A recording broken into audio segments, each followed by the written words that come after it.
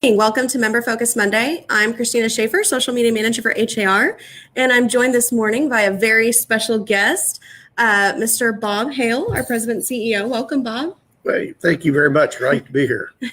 So Bob has actually been our CEO for 30 years, right? Wow. 1988? Yes, exactly. Yes. So we're really excited to have Bob on this morning. We're going to talk about a lot of different things with the industry and our association. Bob has seen a lot in those 30 years in the industry, I'm sure. It's amazing. Just amazing. So we're excited to hear what he has to share with us this morning. So just to get us started, if you could kind of tell us maybe what were some of HAR's maybe achievements or recognitions from this past year, from 2018? Sure. You have to start with the premise that HAR is a very high performance driven organization. We're based upon goals and objectives that the staff and the leadership meet every year. Mm-hmm. And we have hundreds of goals and objectives that we work on and continually improve the organization. Okay. We take pride in recruiting the very best officers, leaders, staff in the industry. And it's extraordinary achievement, I guess, is more the rule than the exception at HAR. And because of that, we are recognized widely and celebrated for our achievements. And I'll give you some examples. Sure. This year, NAR proposed a dues increase. Mm-hmm. So we figured, what do the members think? So we surveyed them. We were one of the few, I think, associations in the country that surveyed their members about that. Mm-hmm. We found that 97% of those responding opposed the dues increase. Mm-hmm. So Kenya at the NAR Board of Directors meeting opposed the dues increase. Mm-hmm. We did not succeed, but Kenya and HR were recognized by numerous organizations, including Inman News, as being incredibly innovative, and we won an award at Inman for that. Okay. Members have been very positive about the Matrix conversion 1 year ago. Matrix is probably the best MLS product in the market today. Mm-hmm. Technology department and the MLS department work daily to integrate Matrix features and HR.com tools so the members are not bouncing back and forth from one system to the other, which is very popular. And there'll be a lot more integration before it's over. Facebook Live, which you know a little bit about, has been a big hit with 2,400 views a week, which is just beginning now to. It's going to take off like you just can't imagine, which you know. Then HR on the move. When we introduced MLS Platinum, the staff was very fearful of doing it. Mm-hmm. But NAR told us legally we had to do it. We could not charge all members for things they may not want. Mm-hmm. I am shocked in a very good, pleasant way that today we have 13,000 HR members subscribing to MLS Platinum. Yeah. Management Central this year held numerous broker briefings on surviving disruption in the industry. Rita Klein's department, Professional Development, won 2 tier awards this year for the best programs of the year. Roz's YPN 20 under 40 every year is a sellout, and it sells out within about 2 weeks once it's notified. Lori's HR International Division just received the NAR Diamond Council Award. There's only 4 others in the country that have received that from NAR. We don't know where we go next because we've gotten all the awards we can get there, but international will continue to thrive, I'm sure. Karen didn't do much this year except raise $1 million for Tree Pack. Yeah. Third year in a row, the only association in the country to ever raise $1 million, much less 3 years in a row. Wow. Claudia produces HR TV and produced the widely watched Disruption in the Marketplace series. That if you haven't seen it, you really should take a look at it. It's incredibly well done. Taki and Matt worked on bringing HR.com as the search for TexasRealEstate.com, which is TAR's website. So when you go to TexasRealEstate.com and you search for real estate, you're actually on HAR.com. Oh. Matt also worked tirelessly to do the same for the Houston Chronicle, the San Antonio Express, the Austin American Statesman, and numerous other newspapers throughout Texas, and working right now on the Dallas Morning News. So within a short period of time, HAR.com will power every major and next level newspaper in Texas, it looks like, which is incredible. That's amazing. One other real amazing thing is that based on consumer visits to HAR.com, HAR.com ranks number 10 nationally, number 5 in Austin, San Antonio, and Dallas, number 3 in Texas, and number 1 in Houston, which is for a local website that has very little money to market and advertise. HR.com is viewed as the best. And the last thing I'll say is the thing that matters to members is when you compare total leads generated by Zillow, Trulia, Zillow, Realtor.com, Homes.com, and HR.com. HR.com delivers 85% or 84% of all leads to the member. Wow. And there's no additional cost. That's great. Thank you. That's just so many things that have happened over this past year. It's busy. Year. That's in 1 year. It's busy. All those awards and everything. That's amazing. So like I mentioned earlier, you've been our CEO since 1988. You've obviously seen a lot of change in that time span, but what are some things maybe just in the industry you've seen just in the last couple of years? Well, let me go back. Let me go back further. Let me go back to when I became the attorney and legislative person for HAR in the mid 70s. Back then, there was a monthly luncheon of brokers, and what you didn't see were very many females. It was typically male. They had a very nice 1 hour reception before the luncheon where, the 3 martinis were kind of the norm. They were traditional brokers. They were independents. There was a typical 50-50 split with the agents, and life was simple. And then things started to change. And I'll never forget when RE/MAX launched, that was the beginning of World War III. I have never heard so much angst and unhappiness. And today RE/MAX is a traditional part of the industry. And then Keller Williams came along. Same thing. And then Realogy brought in numerous brands. And so all of a sudden you had about half the industry that were franchise versus independent. Then this thing called the internet happened. And all of a sudden listings were put on the internet. And that was a time when many people, many brokers, many associations, many MLSs didn't realize the impact, didn't really understand what it meant. It was more of an advertising gimmick. So you had Realtor.com, Zillow, Trulia, Homes. And one thing they did is they charged for leads. They charged for advertising, which led to what? The demise of newspaper advertising by real estate companies for the most part. Then technology came about, and I've seen so many changes. I mean, the idea that you went to an internet-based MLS. I remember talking to a broker or an agent one day on the front steps of HR, and she said, "I will never use a computer." And I said, "What business are you going to go into?" Because computers will become your world. Right. Then we had transaction management, agent reviews.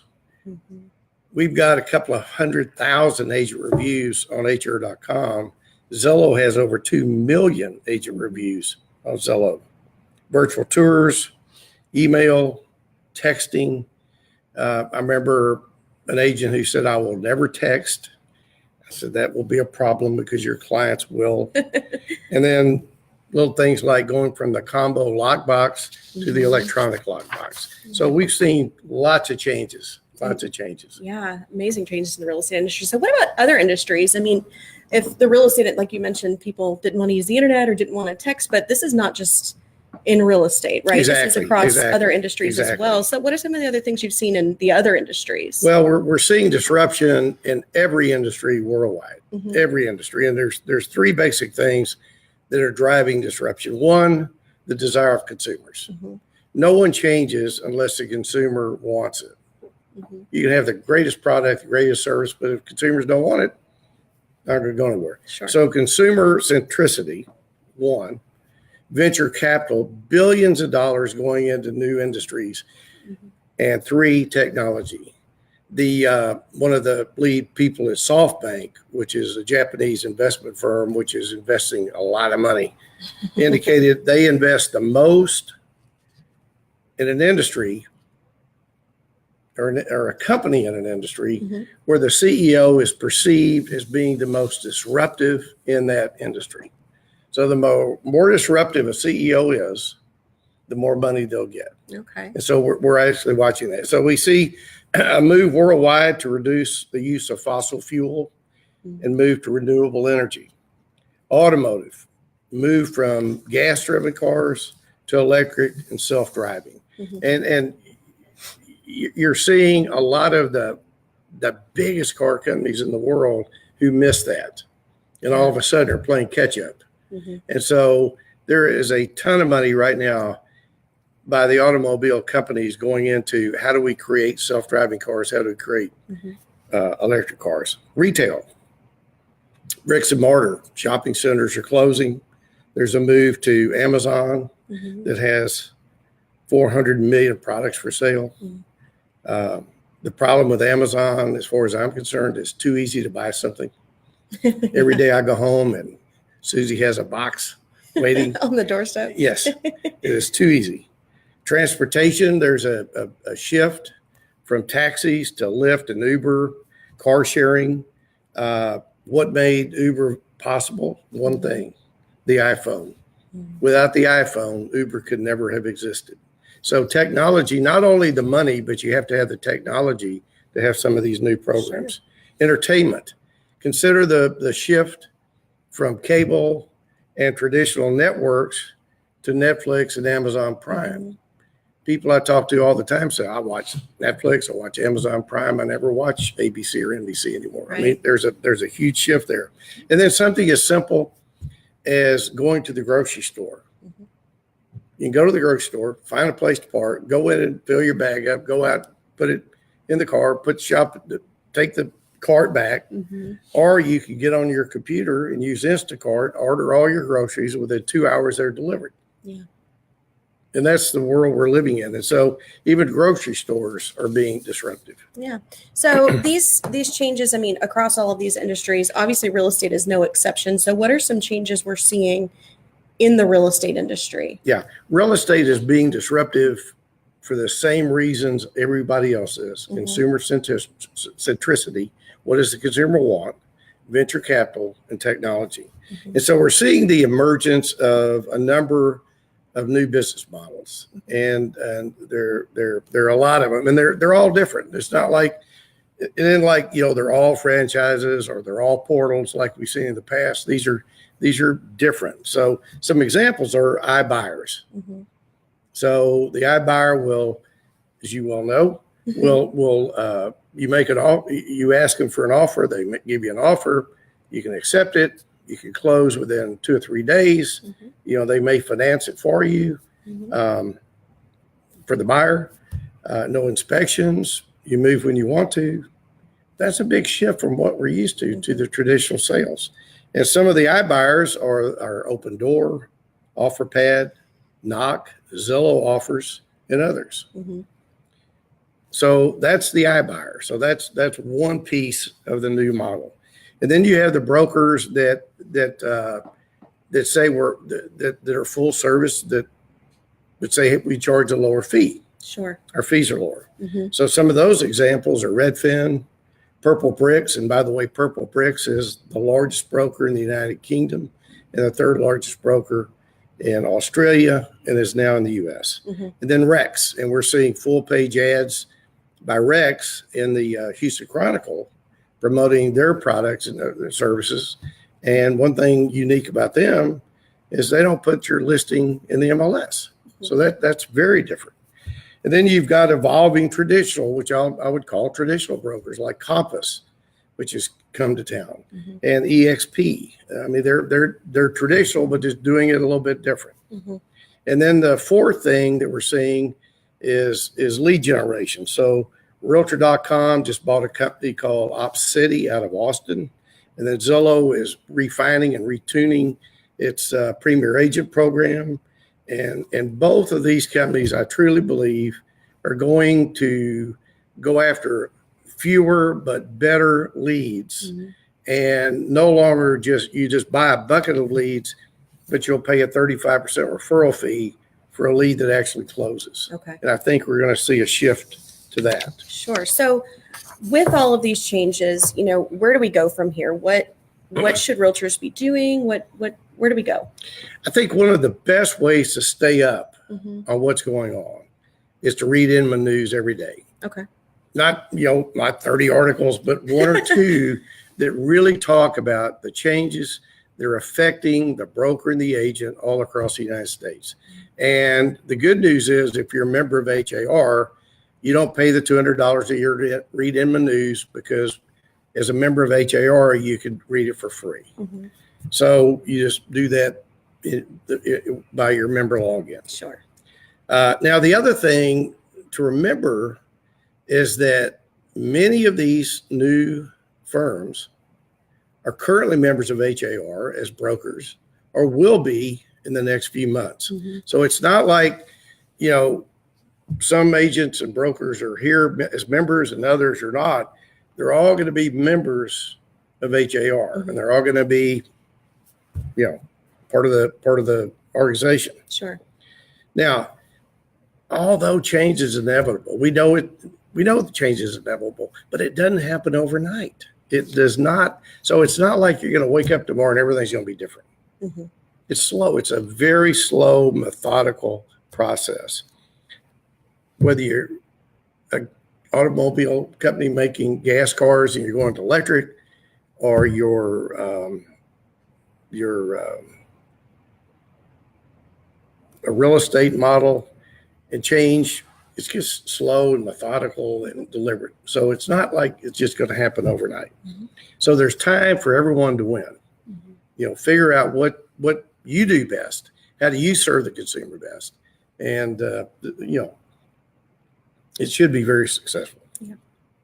It really is a time, I think, for realtors to really evaluate. Like you said, what do you do best? Evaluate what is your value proposition. Yes, with all these yes, changes. Yes. There's a consumer out there for everybody. There's a customer for everybody, right? Right. All right. So let's take a look at what questions our members have. I'm sure they have some questions for you. Let me scroll back up. A lot of people saying good morning to you this morning, Bob. Good morning. So Stephen made a comment back when we were talking about platinum services. He said, most of the agents he talks to doesn't know what they're paying for with platinum. Initially the thought was that they were just going to lose something when we switched to the platinum services, but we definitely offer out a lot of classes and things for that. So hopefully our members will take advantage of that. And we could track every product offered, and then who's using it and how many users. And we don't want to have anything in there that's not really used. And so if there are things that we should add that, you just say, we really need this, let us know, and we can try to add those products in there as well. Absolutely. But really take advantage of the education on platinum, because if you're paying for it and it's a great product, you should be using it. Absolutely. To your point about the HAR leads, Todd made a comment. The quality of HAR leads are better than some of the leads that they're getting in other places. Thank too. So, we hear that a lot, and when we're delivering 84% of the leads, and you're not paying extra for it, it doesn't make the other portals happy, because that means the agents are probably not spending a lot of money with them because there's no reason to. So Houston's not the best market to buy leads in. Karen just made a comment. You mentioned EXP earlier. She made a comment there, the fastest growing brokerage because of the technology. So, well, technology and systems are kind of the key word today by a number of the new brokerage models that we're going to create a system where you go from listing to close using their system of technology. Yeah. So this is a comment we hear a lot in reference to the iBuyers. The iBuyer offer is below market value from what this Trish has heard. She said sellers are leaving money on the table, but there's mixed response with that. Yeah, we've talked to people who believe that they got exactly what they would have gotten had they listed it the traditional way. Mm-hmm. And again, you never know. You just don't know. But you don't want to leave money on the table. Sure. But again, if you use Instacart and you have the groceries delivered to your house, you're going to pay more than if you drove to the grocery store. Yeah. So there's a trade-off for convenience and certainty versus, not getting certainty and convenience. So sometimes people are willing to pay the difference. Yeah. So Maria asked if we can have a session or class or video on the best ways that agents can utilize Platinum tools. But we have those classes. So take advantage of that. If you go to har.com/edu, there's a couple different classes you can take just about the Platinum tools. We also offer webinars every week as well. So you can check that out if you can't get into a class. So Trish asked, I might say too, the Miami Association, which is the largest association in the country, we're the second, just adopted a platinum type program based upon the way we've done it because they saw how popular it was, and their members seem to love it right now. And so this may become the trend more around the country, where if you want additional, you pay for it. If you don't, you don't. Yeah. So Trish made a comment about door, that their pitch is you don't pay a realtor to just open the door for you. And she basically asked, what is HAR doing to combat this? I'm not familiar with door, actually. Okay. I'm not sure I can respond to that. Okay. Let's see what else we have. So a couple of people making comments about the convenience factor that you mentioned earlier. So somebody was asking, what is Inman? Chris Schilling replied, it's an amazing news source for technology and real estate and a must read for any agent. Yeah, Inman.com is probably the leading, well, not probably, they are the leading real estate news source in the country. Mm-hmm. If you want to know what's going on in your industry, read Inman News. Yeah. If you want to know financial news, you read the Wall Street Journal. If you want to know real estate, you go to Inman.com. There's no print, it's all online, and it's all up to date. If a story breaks, they bring it out right that minute. Mm-hmm. And there's been a ton of stories written about HAR, 99% positive. And so we like what they say about us. And I would encourage everybody to start their day with a few minutes on Inman.com. Yeah. So Chris also said that he loves the new Facebook ads tool that Taki's team has released. You pay $1 and they basically take care of the Facebook ads for your open houses and listings. So that's a really great new technology that that's a perfect example of what Taki and his team are doing to help the members save money and save time and do a great job. Mm-hmm. Because we know the members are advertising on Facebook. So if we can simplify it for you, give you a good product and make it cheaper, that's what we want to do. I mean, that's our goal. Sure. So Michael, just in reference to what you're saying about consumers, he said, Bob is absolutely correct. It comes down to the consumer and serving the consumer the best way possible. As consumer tastes, needs, and wants shift, we all need to as well. So just in agreement with what you're saying there. So I don't see any other questions, and I know that you are on a tight schedule. No, it's all right.